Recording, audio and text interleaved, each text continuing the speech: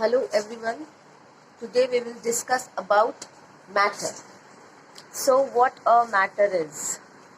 Look around yourself. Look around yourself. You can see lots of things. You can see or touch everything is made up of matter. The air that surrounds us, the food we eat, the water we drink, everything is made up of water. The sun, the moon, and the stars, everything. According to modern science, we can define matter as anything that occupies space and has mass.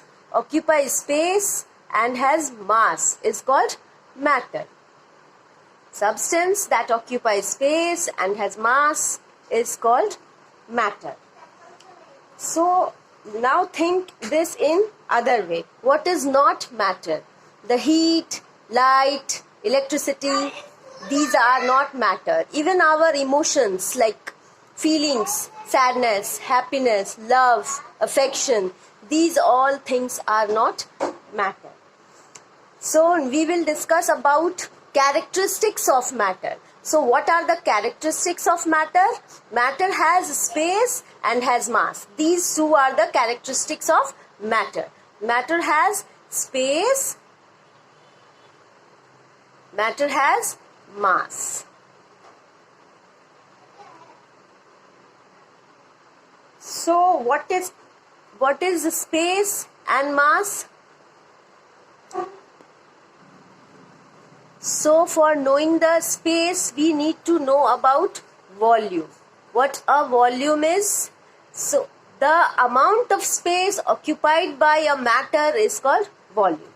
The amount of space occupied by a matter is called volume.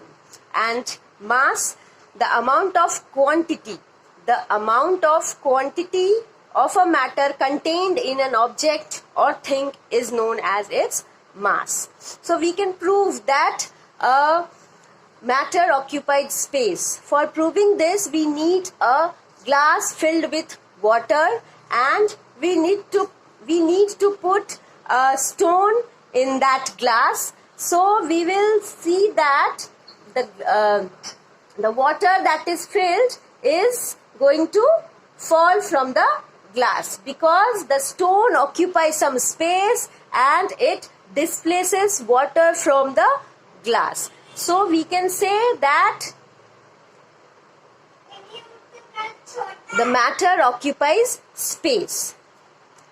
Now a matter has mass. If you are going to weight something, then you can see that matter has mass. If you will weight it, it has some amount of mass like in kg or gram. So we can weight anything. So what the characteristics of matter is? Matter has space and matter has mass. Now we will discuss about states of matter. So I think all of you know that there are three states of matter. There are three states of matter. First, solid. Second, liquid. And third is gas.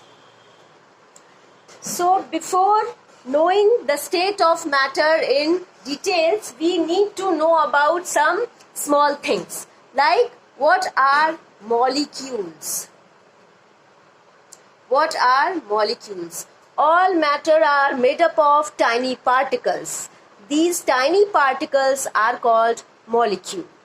So, all the matters are made up of tiny particles, and these tiny particles are called molecules. And next, intermolecular force of attraction. So what is that? Intermolecular force of attraction. There is attraction between the molecules of particles. Always there are there is force of attraction between the molecules of particles. It means the molecules of particles attract each other. It means that molecules of particles attract each other in any way. So this force of attraction is called intermolecular force of attraction. Now, depending upon the intermolecular force of attraction, there is intermolecular space between the molecules. So what is this? This is the space between the molecule. That space between the molecule is called intermolecular space. So this depends upon the intermolecular force of attraction. If intermolecular force of attraction is more, the space will be less. And if the intermolecular force of attraction is less, then the space will be high. If intermolecular force of attraction is more, intermolecular force of attraction between the molecule is more, that is, the molecules are closely packed, then the intermolecular space will be less. And when the intermolecular force of attraction is low, that means the molecules are far apart. That means there is more space between the molecules of matter. So we are going to discuss now arrangement of molecules in solid, liquid and gas. So arrangement of molecules in solid is closely packed. Molecules are closely packed and the intermolecular force of attraction is strongest in solid. So the intermolecular space is very less. As you can see, there is no space between the molecules. And that is, you can say that it is almost absent. So the molecules in solid is hardly move about. They cannot move as they are closely packed over here. And so they only can vibrate. Now liquid. So intermolecular force of attraction in liquid is not so strong as in solid.